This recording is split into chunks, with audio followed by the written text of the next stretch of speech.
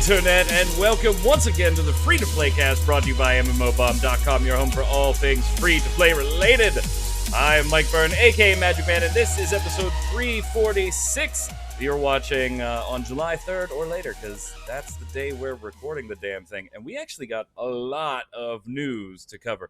Like, this was a week that I guess we should have recorded Wednesday, because then all kinds of news came out, and that's typically what happens is we record with small news and then big news happens at the end. So you'd be forgiven if you thought we recorded this early, but we've got all the big news except for whatever's going to happen while I'm streaming today after the cast is already done. And to go over it with me, welcome Mr. Jason Winter. How are you, sir?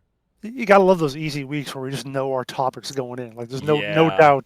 Here's three big topics we're going to talk about. Okay, no problem. Yep. And in fact, one of the topics today, I actually had to make about 2 games because we had a plethora of stuff to choose from. It doesn't happen all the time, but it is nice when it happens. Which means next week is going to be nothing. Yeah, next week we'll be talking about, whatever. The Lord of the Rings patch update 46.29.3 or whatever. The latest slots game added to... We made elves half an inch taller. Woo! Yay!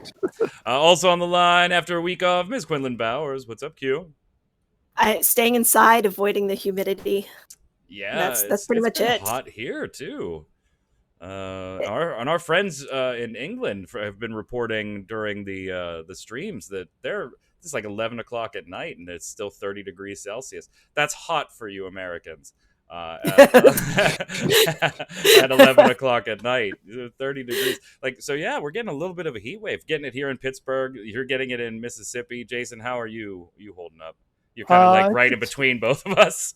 A little closer to me than Q, but we have good air conditioning.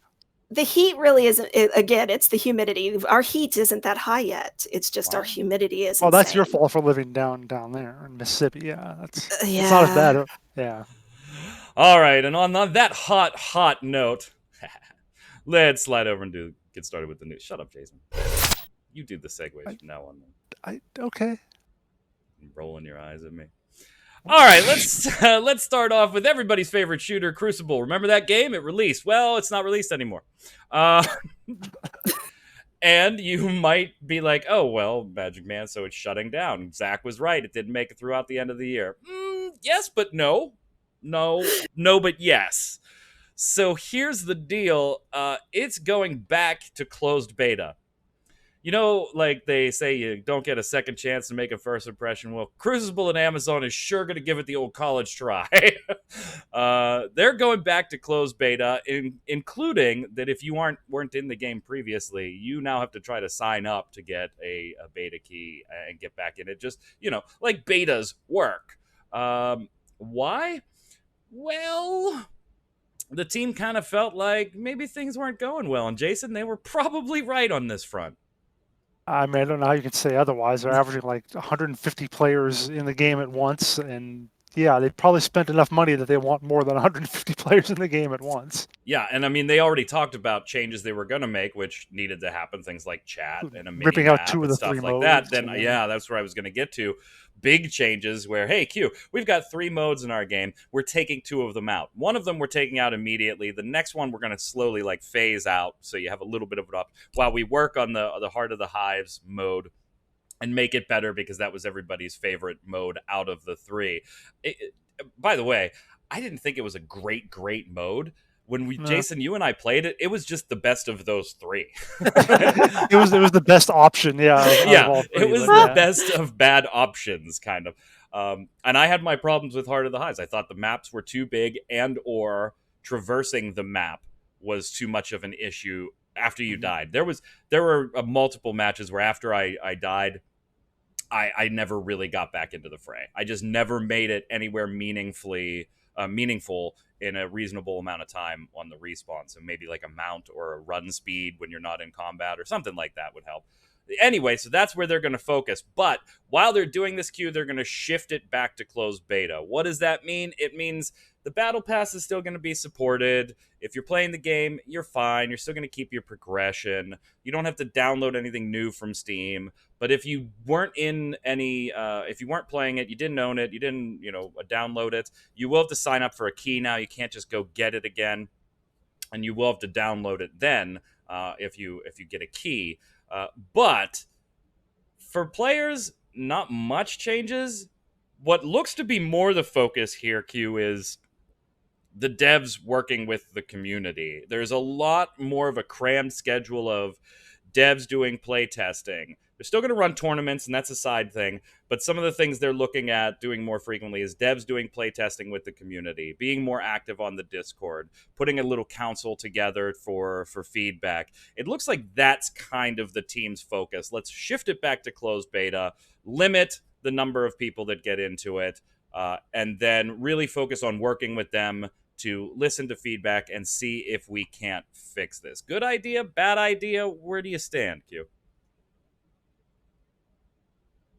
Like you said, it's one of those first impression things. Like if people hated it enough, then and now, people that might have tried it are like, well, this seems really frustrating. I can't get into it. But at the same time, I mean, I guess if it does allow them to draw in their focus and any good can come out of it at all, it's just one of those weird things that I'm really not sure if it seems like a really ridiculous idea, but it could work. There's also an aspect, and maybe I'm going to need you guys to maybe talk me off the ledge on this thought here. I don't know if I can, man. Yeah. It's a pretty steep ledge. It is, and maybe this is just me like thinking the worst of game companies. This does feel a little slimy to me. So not only does it, okay, we're going to try and get a first impression back again, which you can't, it's chasing the dragon, but I can at least forgive them for that aspect of it. We really want to make a different splash with this because the splash we made looked like we found a pile of shit under the water. We'd rather splash somewhere else. I get that. But it also kind of comes off a little slimy as me because they're going to run this into a second launch. What's that going to look like as far as founders packs and sales and things like that, if anything, right? I mean, this is just me speculating. Do they run new founders packs and a new launch? Do they call it Crucible Reborn? Whatever, and run this into a whole second launch. It also gives them kind of a pass right now to ignore Steam chart numbers. Because now they can say, well, yeah, the numbers aren't going to go up or change much because we've locked it down again. So we're not really interested in concurrent player base. Your bosses are. Your bosses definitely are still interested in how many people are playing this game. Sorry. It also gives them a chance to effectively reboot the review process on some platforms. I know Steam will kind of like do the aggregate stuff that it normally does. It'll keep the old and build on it with the new, and you'll see the chart where there's no reviews for an extended period of time. And I know they'll still be there, but there's aspects of this I don't like. They feel kind of slimy, Jason.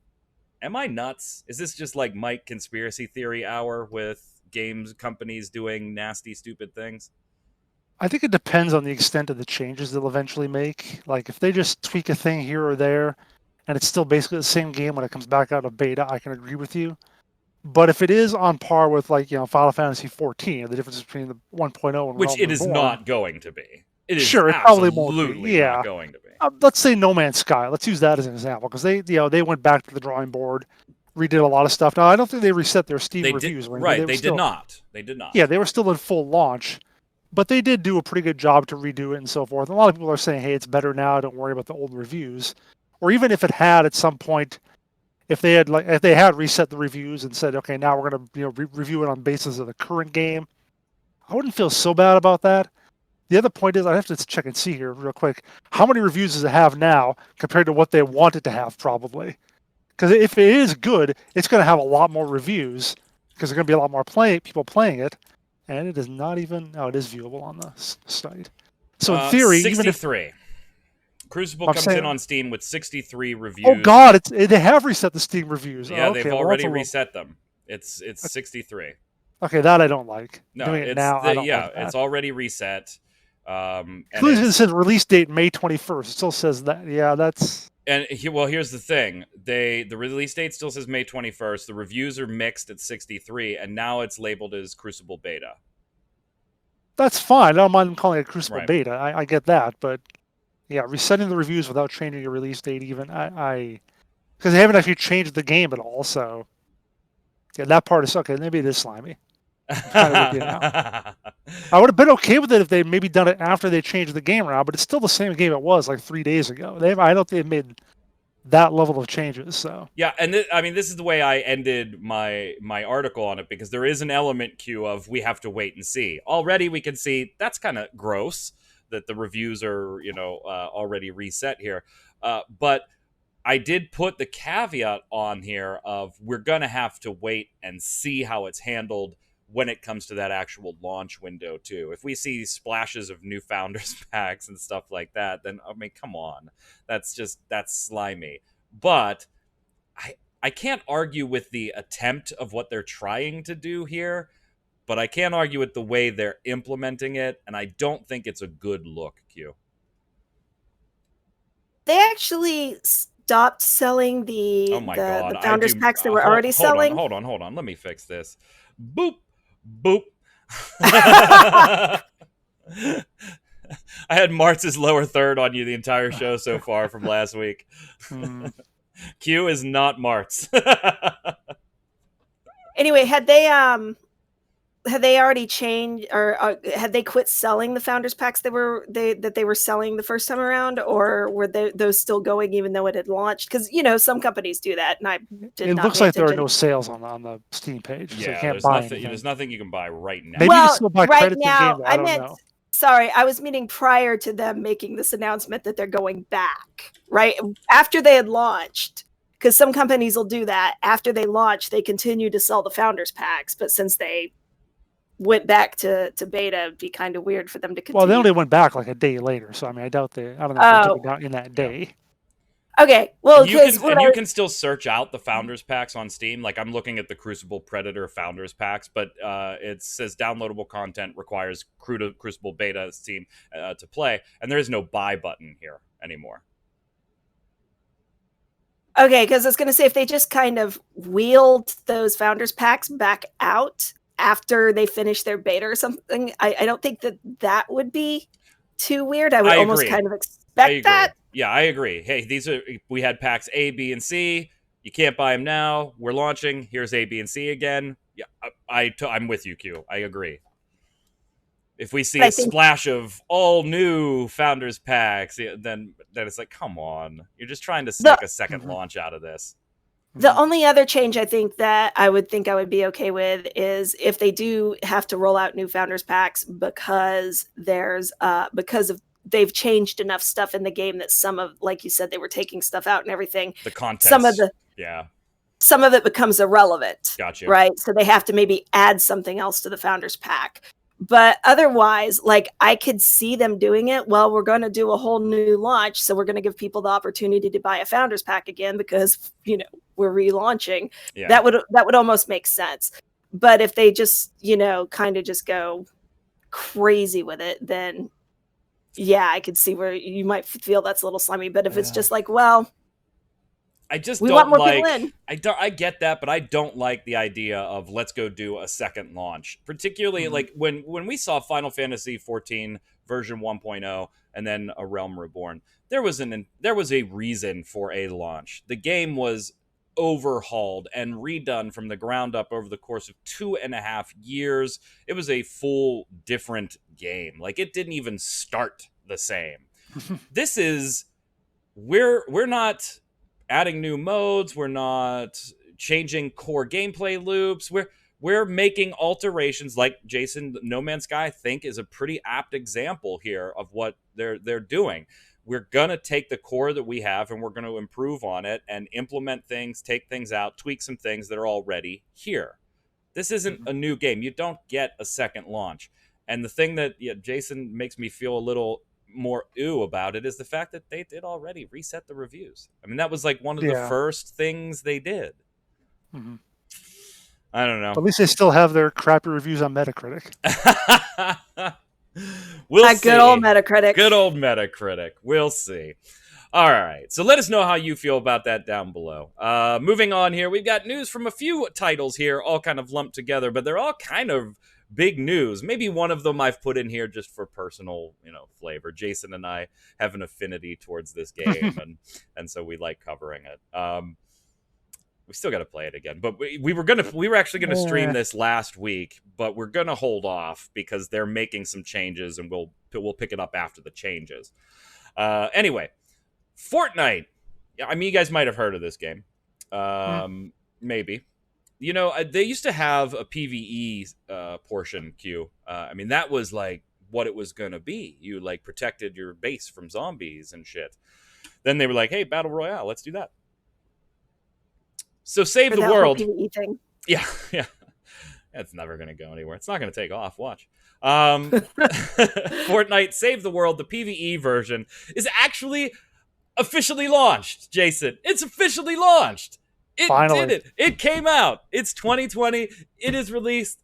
We will never cover it again because it isn't free to play. And it never was. It was always free to play. It was always marketed as going to be free to play. It was marketed as free to play, but it never actually was free to play. There was a beta that I got into that I didn't pay for. Well, betas are different. But yeah. Well, I mean, technically that was always in beta, but you had to pay for it, but we didn't because we had media access. So whatever. Right. But, yeah. So this one's really, really weird to me, Q. And I think you and I were talking about this behind the scenes, maybe just in group chat with all of us, that it was kind of a weird decision because they not only did they announce, hey, you know what, we're going to put it's still going to be premium. It's $20, by the way. If you want to buy it, it's $20. But they also, in the same announcement, basically said, yeah, and content creation and things like that for the mode are going to slow down. Which is kind of bizarre when you have this product sitting there for years and years and years. It's already getting just like the last 6 sentences on any patch notes for the game. It's already only getting like 6 or 7 lines.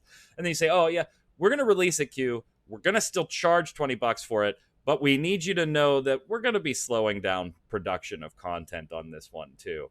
Really doesn't instill a lot of confidence in somebody that liked that mode enough to say, all right, well, I guess I should stop waiting now. It's never going to be free to play, so I'll just give them $20 to also be told, don't expect a lot very quickly.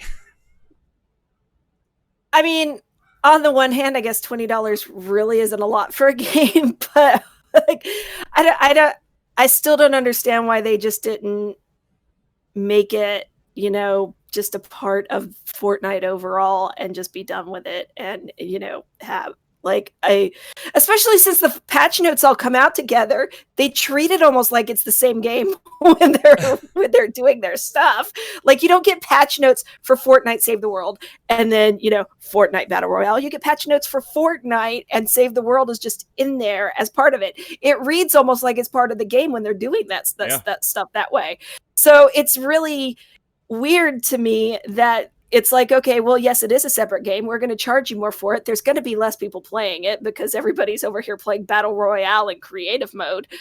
And we're going to give you less to do over time because we're so busy pumping out content for the free portions of the games that I'm not sure why you paid $20 for this. Yeah, and I agree with your initial comment on $20. Okay, like if you like that type of game, it would be hard for me to say, based on my experience with Save the World, that if you like that type of game, $20 is too much to ask. I don't think it is. And I don't even think it's unreasonable, Jason, that they decided to make it buy to play.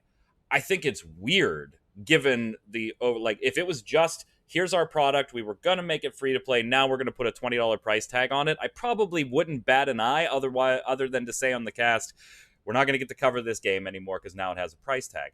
But in the context of it being part of the Fortnite thing, how big the Battle Royale is, they're going to put ventures in, so you're getting a little bit of new content right off the bat, but you're not getting much after that. It's very weird to see, this game making bajillions and bajillions of dollars on the free version, and still, wouldn't it have made more sense to make that free and make the microtransaction money off of it than to try and ping anybody that is even remotely still looking at this product for $20? So there are two ways in which this makes perfect sense. Okay, school me.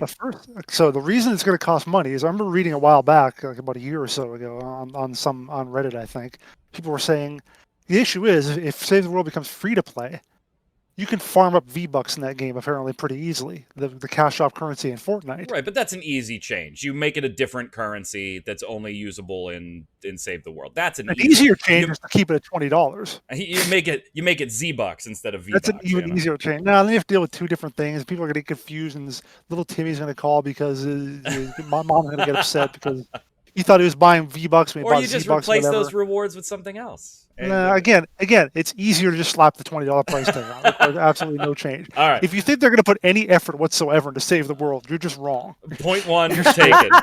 Point one taken and seated. You win. Point two. Where was I now? Not the V-Bucks point. You already made that one. Yeah, I know. You did V-Bucks. Point two is about the saying they're going to have less content now.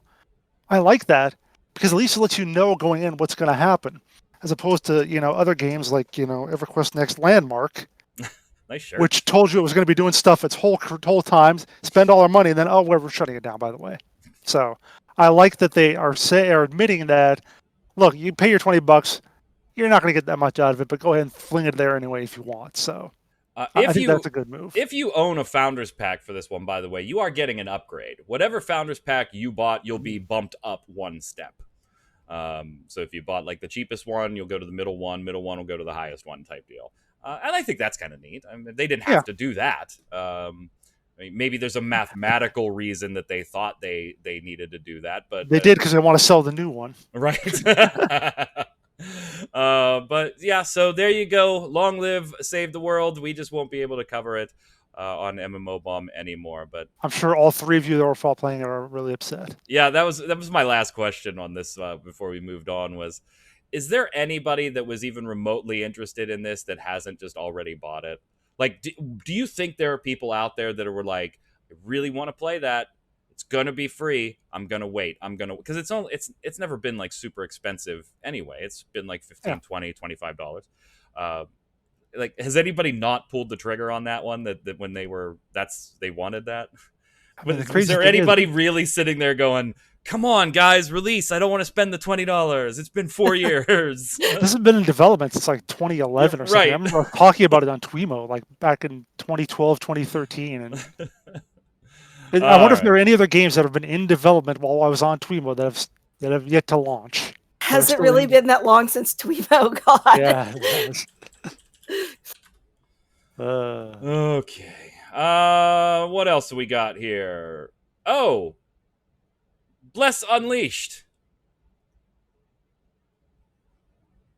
You know that game that was being specifically made for consoles because Bless Online had the PCs and they had no plans to bring this to PC because it was made specifically like could not be made for PC because it was so special for console. It could not run. Like PCs would choke trying to run it. That's how console specific the game was. Do you remember that, Jason?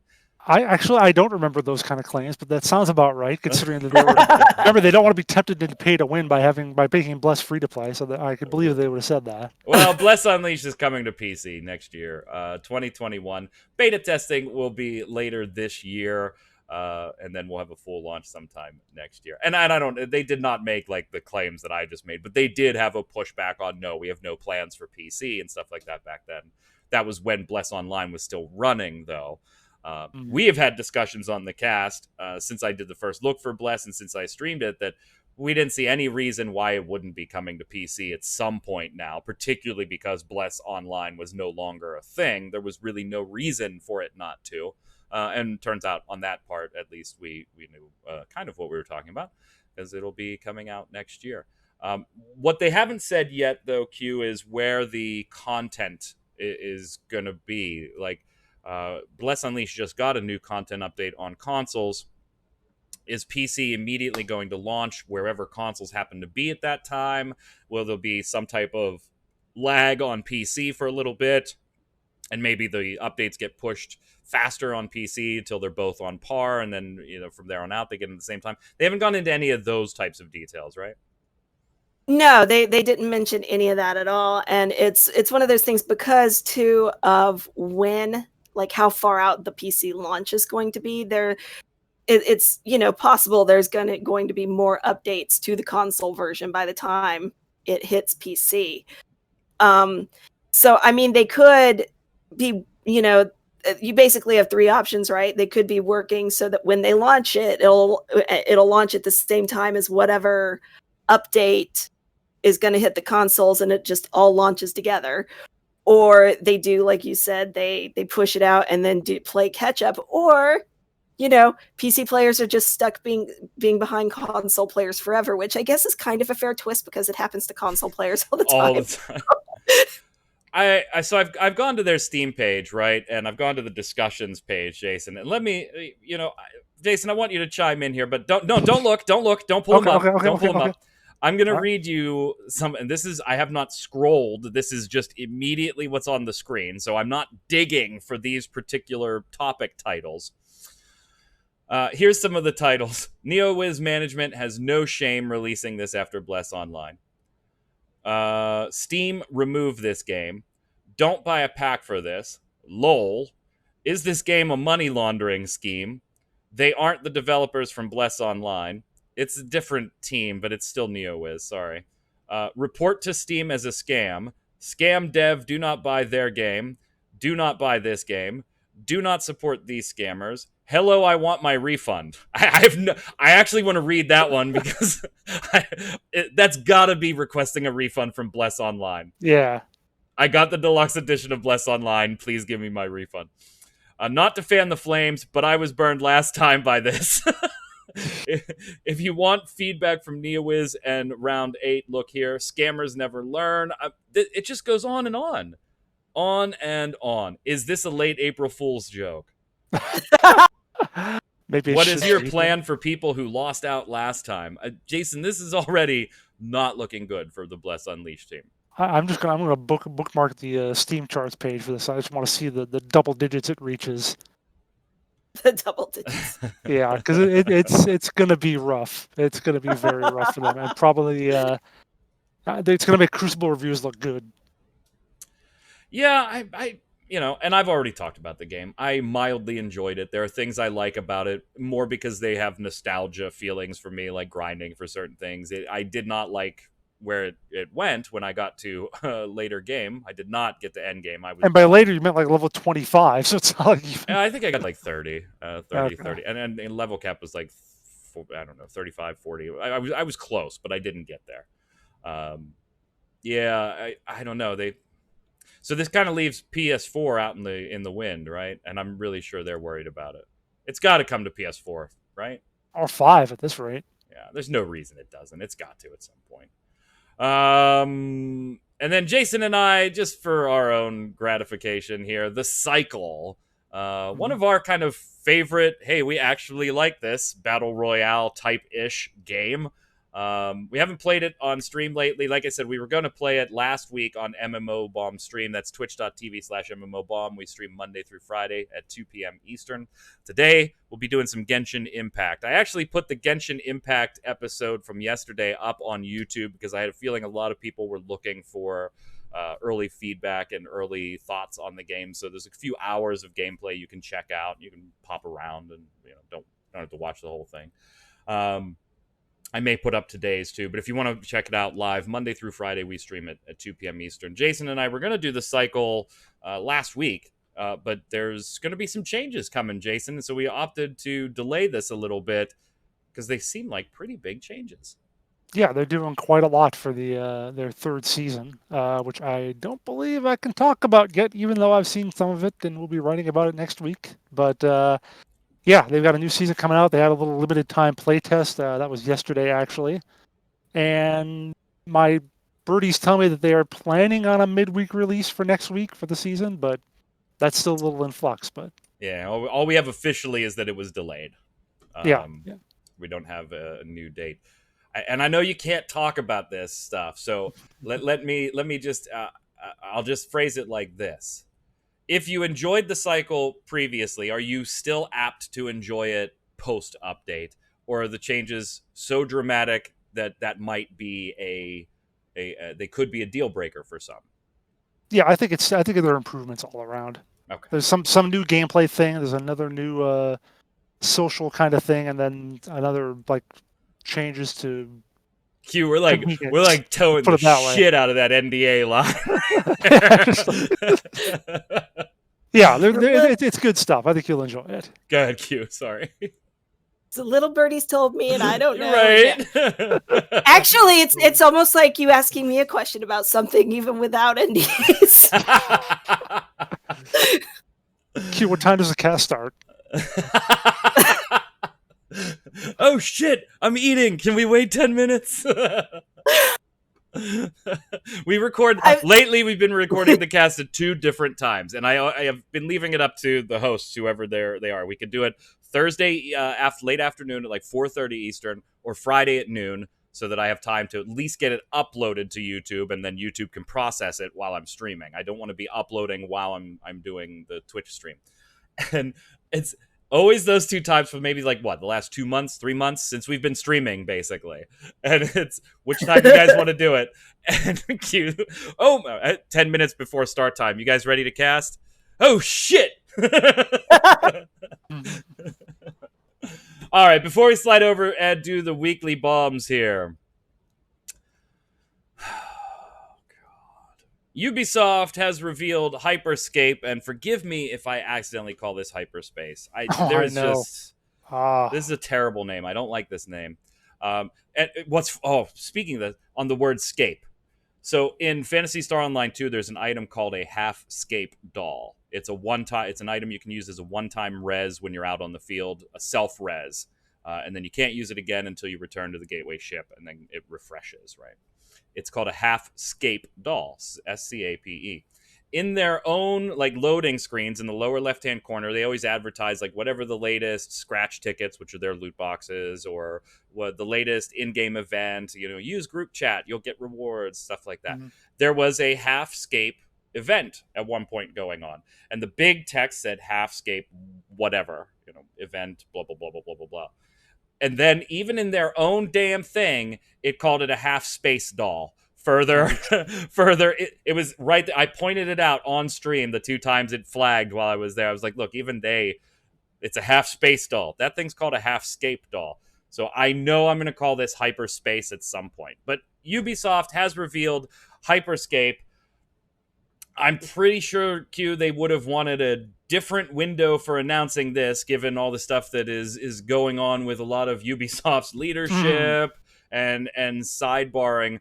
That's a topic for a different time, and something that absolutely needs to be addressed and taken care of. So I'm sure they did not want this right on there, but announcements and scheduling have already been made months in advance, and there was not really room to change this one given when they're planning to release it. So, Jason, we've got another battle royale, and I just don't care. I just don't anymore. It's a free-to-play sci-fi shooter, and I know, Jason, you feel like, battle royale, but here's the thing, damn it. Jason, you watched some streams, and everything you were typing was kind of like, you know what? I kind of like what I'm seeing here. So what could possibly have made Ubisoft the kings of copy paste in some respects generate a battle royale that you are kind of interested in? So I was trying to think, actually. I was like, okay, so here's this game that just came out of nowhere, because a week ago we didn't know this existed. Yeah, another Apex Legends, right? Yeah. Well, not only Apex Legends, then I thought, how is this different from Crucible, which was a game that we didn't know about, and then suddenly it yeeted itself out and is doing poorly and whatever. Whereas this and Apex Legends also, did sort of the same thing and just got really good. I just got to think that they actually paid attention to their playtesters or something during development. Because you look at all the stuff that Crucible is having issues with, they're basic crap, like having voice chat or having a mini map or whatever. Right, but did they really have to listen to beta testers? That's why Crucible just blows my mind. You don't have to listen to a beta tester to put in a mini map or a chat thing. And that's got to be the thing. It's they must have just actually paid attention to their testers or listened to them or admitted that they didn't have all the answers or whatever. But yeah, I mean, the fact that it or does looked look, at any game made in the last 2-3 decades. that too.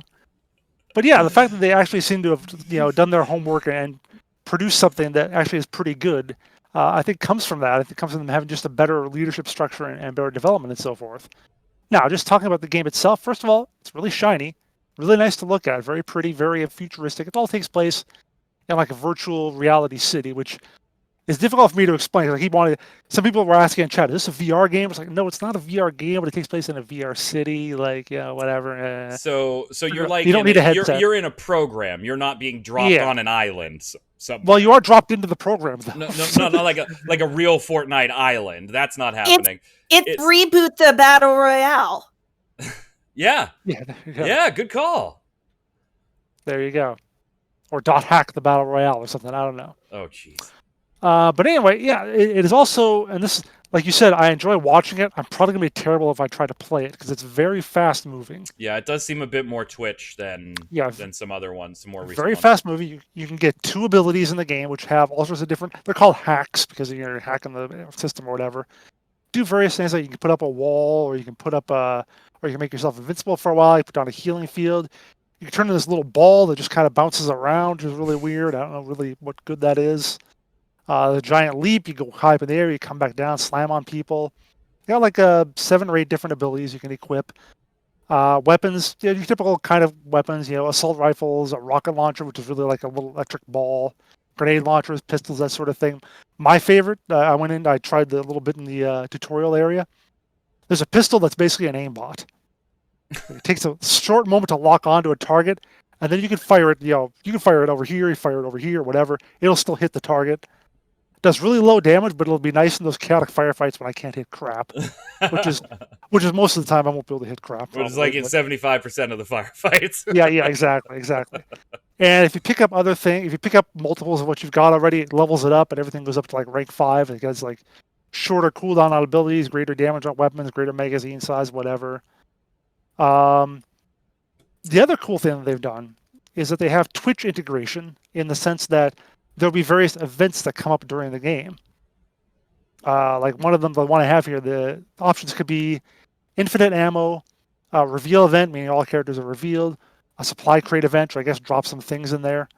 And Twitch viewers can vote on what they want. If someone's streaming on Twitch, they have to install a little plugin, and then everyone can vote on what they want, and then whatever happens. Darwin Project had that, and I thought that was interesting. Oh, okay. Well, the Darwin Project had like 6 people streaming it, so that's kind of the difference.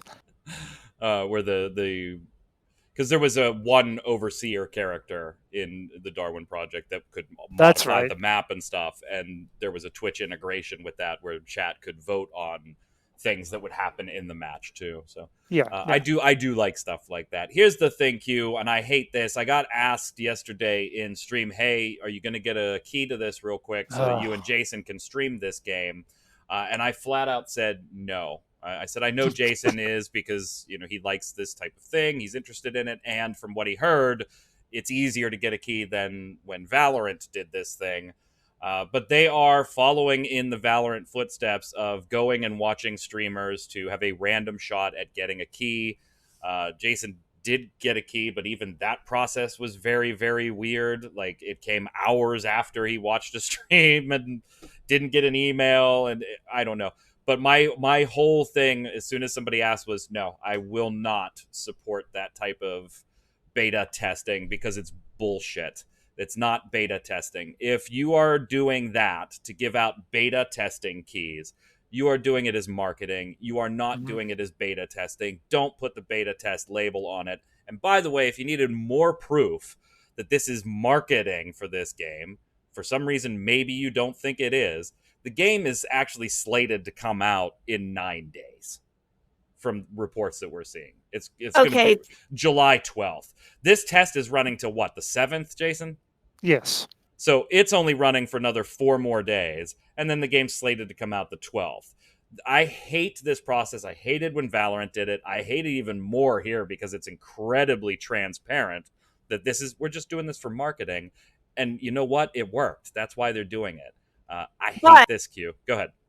Be fair, beta testing most beta testing has been marketing for, well, at least since like 2010, 2011. Yeah, and you're not going to get an argument from me there. But Like, you weren't trying to they're- force my eyeballs to watch an advertisement of it to maybe get to beta test it. I didn't have they to just, be marketed to I think randomly. I almost prefer it to some of the other methods, though. Like the whole here, you to possibly get a beta key, and you do that thing where you do like 20 different actions all associated with having to. Oh, that's terrible too. But stuff. I think I would almost rather sit and watch a couple of hours of something on Twitch, as long as I know I really only have to watch a couple hours. Then I would do all that for a possible chance to get a key. I'd rather just send in my email on the site and be done with it. Well, there is that, and I like I said, they should have dropped the beta thing especially closed beta, right? Like everybody knows that open beta is just early access. Mm-hmm. Yeah, let me go to your website, give you my email, give you permission to send me updates. That's how interested I am in your game. And if you pick me, you pick me. But what they're wanting, right, is for the community to advertise their game for them, which is the reason why they've been doing it this way. That's not the way they do it, though. They get all the high-profile usual suspects or higher-profile usual suspects to stream the game for them. It's not like they're getting their community, the people that have been maybe in alpha testing or whatever. Or I didn't say their community. I said the community. Oh, okay. The gaming community. Sorry, not their community specifically. Sorry. I don't know. I hate that method, Jason. It feels slimy to me. There's a lot that feels slimy to me this week, I guess. But yeah, so it was covered in slime. Covered in slime. So Jason will be doing a first look on this one next week, and yeah, maybe not next week. Maybe we'll probably wait till the actual release of it so that we're looking, because there is no cash shop in the game right now. For one thing, I actually went in the lobby. That. I went in the lobby. They have a little door where there's a space where it has a little shopping cart over it, but you can't get into there yet. So, all right. Well, there you go, gang. Let us know what you think of everything in the comments below. Let's slide over and do the weekly bombs. Jason, you're up first, sir. A bomb to early access via Twitch drops. Yeah, that's why I let you go first. It's just marketing, and I assure you, within a week or so, we're gonna get a press release from Ubisoft saying, "Look, X million people watched our stream. People are so interested in the game." Yeah. No, they just really wanted access. They wanted a beta key. Go ahead, Q. I'm going to give a bomb to Star Trek Online because in any universe where that game doesn't exist, nobody would ever let me interview Star Trek actors. I actually want to give a little dub bomb to your interview with Robert O'Reilly, because not because I've read it or because it's a good interview, but if you look at the, I'm sure it is, but when I was on one of our pages for one of our articles here, hold on a sec. If you look at the latest features, Mike, you might want to pull this up. Just grab like the Shadow Arena article. If you look at the latest features, all you see are his eyes. And he always had the big eyes when he was playing Gowron. If you look at the on the right side on the sidebar. Yeah, hold on. It's there we go. All right. Well, the character he's playing in Star Trek Online is Gowron's grandfather. So. Oh, okay. Really, so there's like time travel crap, whatever. Or yeah, that's a Discovery era. Oh, Discovery. Okay. Klingon, and they've come to. Well, now we know where Gowron got the eyes from. It's a family thing. It is a family thing. Yes.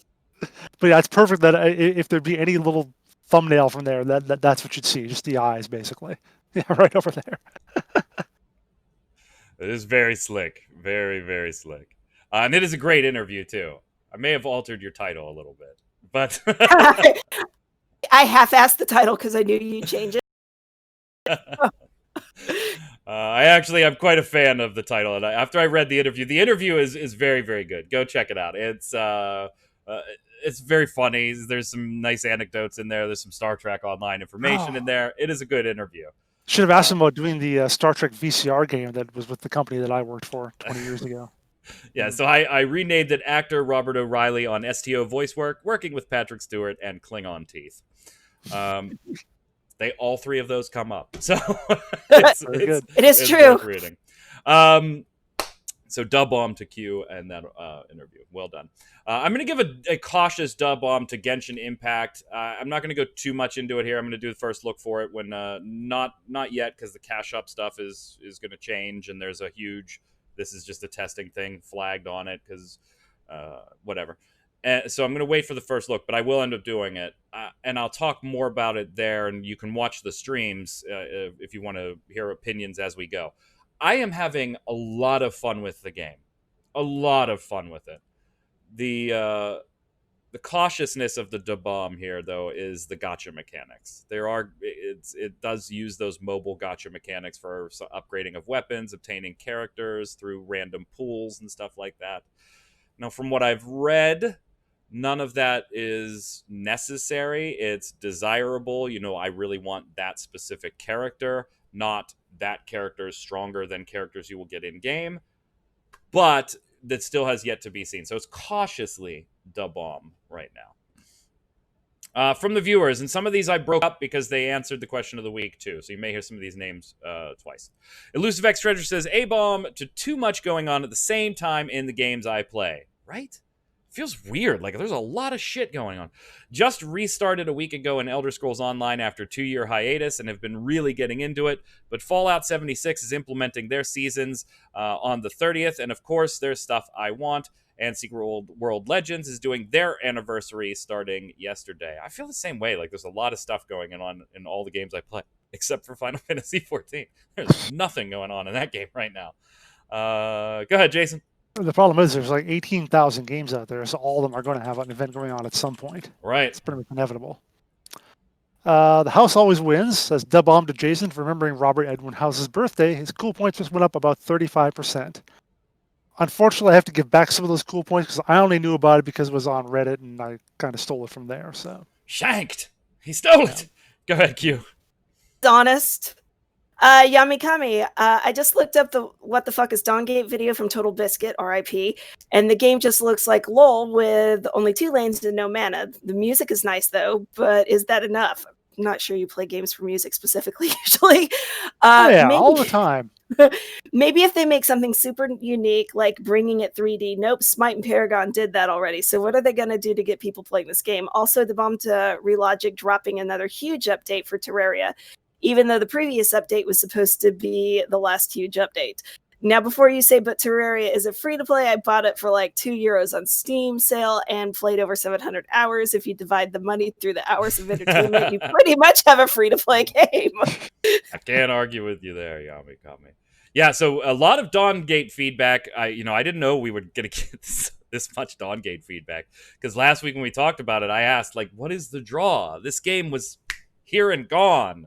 And a lot of people. Jason Guy chimes in. I cried when it closed. I cried when I heard the news. I'm backing this. This was the only MOBA I was ever really any good at. I could jungle, and I hate jungling. I got my friends to play, and I'll be damned if we didn't have fun. A week after I got them together, it closed down. That sucks. Here's the thing. When I was looking at the comments like the day after I posted, because sometimes people ask questions or something, and I'll reply. I saw this comment. I remembered seeing this comment on the Kickstarter page, like this exact comment. I was like, huh. So I sent a message, or I sent a reply to Jason, and I said, was this you that put it on the Kickstarter page? Because I read this exact comment there.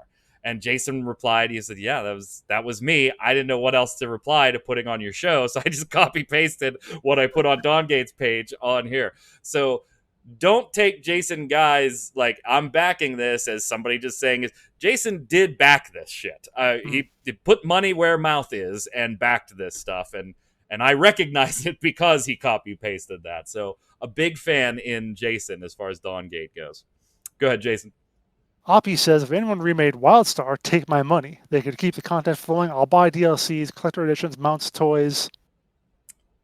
I mean, they're not remaking it, but you can, maybe look around. I don't know. Considering you can maybe look around and see things. And the internet's a big place. So it's basically like City of Heroes, but I don't know. I don't know what you're talking about, Jason. The internet's a big place. Right. Q, maybe look around. I don't know. Right. Go ahead, Q. I like how Q just pursed her lips at us while we were talking about it. She was just, like she was bad kids. The bad kids. Go ahead, Q. Graven, my biggest take from this episode was that Smite still exists. Didn't know that one was still alive. A lot of people chimed in on that, saying, "Yeah, it's still here." Shadam says, mainly, I and many others want this game to have a chance to grow and for us to play it again. Yeah, it has a nostalgia kick to it. I met a lot of friends and amazing people on Dawngate, which I still know today. It does tickle me pink to think that I will get to experience a game I loved with them again. Dawngate does have the ability to stand out in a lot of different ways. It was a real diamond in the rough. Players saw its value. EA just thought it was coal. Full disclosure, Shadam had quite a bit to say about Dawngate, so I had to shorten this just for the sake of the show into the tail end of this.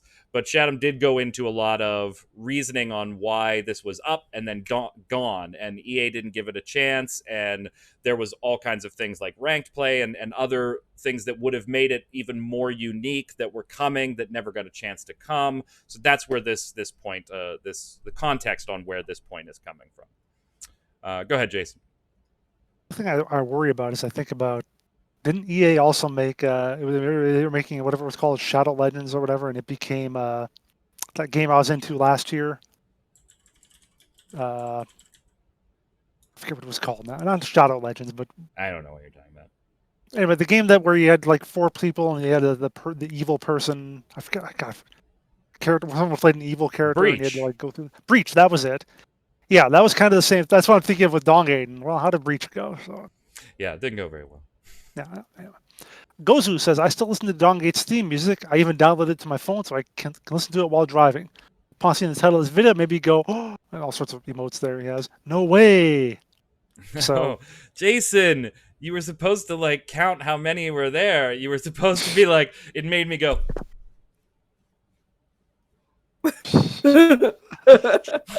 No way. That's the way you were supposed to read that. Go ahead, Q. Well-oiled machine. I backed Dawngate because it was a genuinely innovative game and also had characters built around a pretty impressive lore that always kept the community engaged. To be honest, I wasn't too big into the lore, but a lot of people were hooked on the story that evolved in its comic series. The community was overwhelmingly a positive one, and that's not something many, if any, MOBA games can say about their player bases. The game was fun, fast-moving, the character kits and item builds were very unique, the class system did make a variety of team compositions viable at high-level play. There's a reason there is still such a strong community around to back this game, and the only reason it didn't take off was the lack of exposure to new audiences, no effort in advertising on EA's part. Go figure. Those who were there for it loved it and still do. If given a chance, Wayfinder can do something really special here.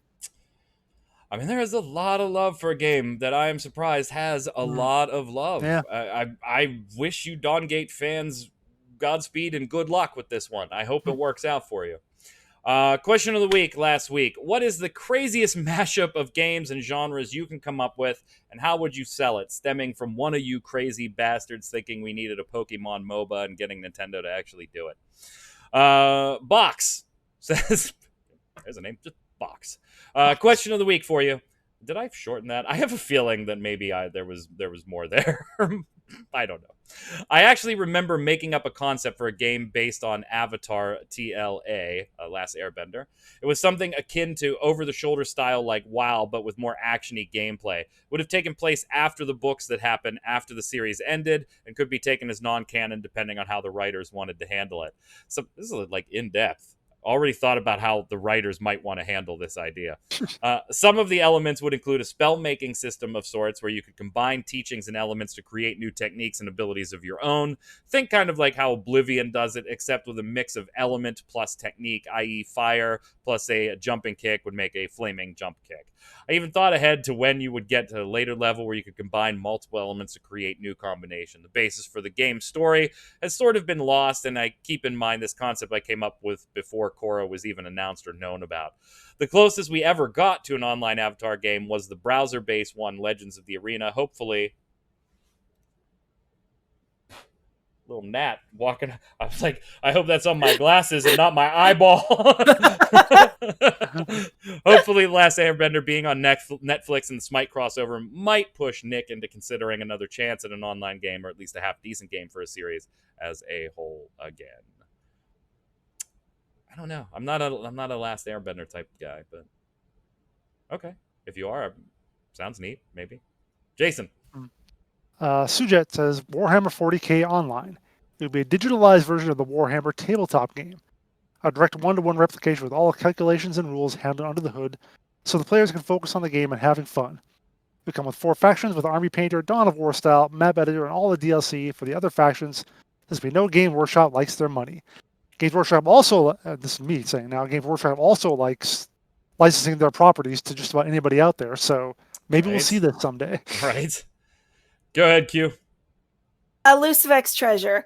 I tried to answer the question of the week, but everything I came up with either actually sounded fun or plausible or already existed. I pretty much just flipped the table on it when I found out Pac-Man Battle Royale was a thing.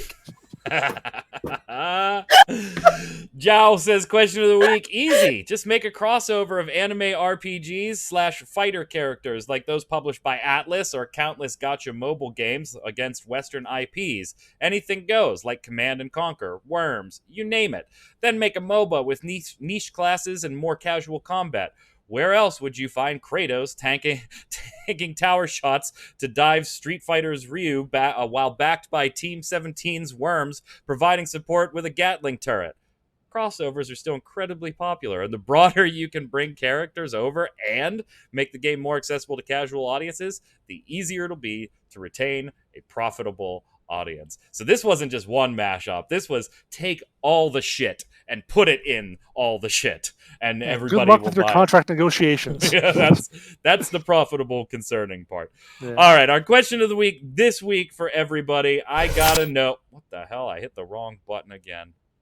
I actually moved. Oh my god! I moved that scene. That's why.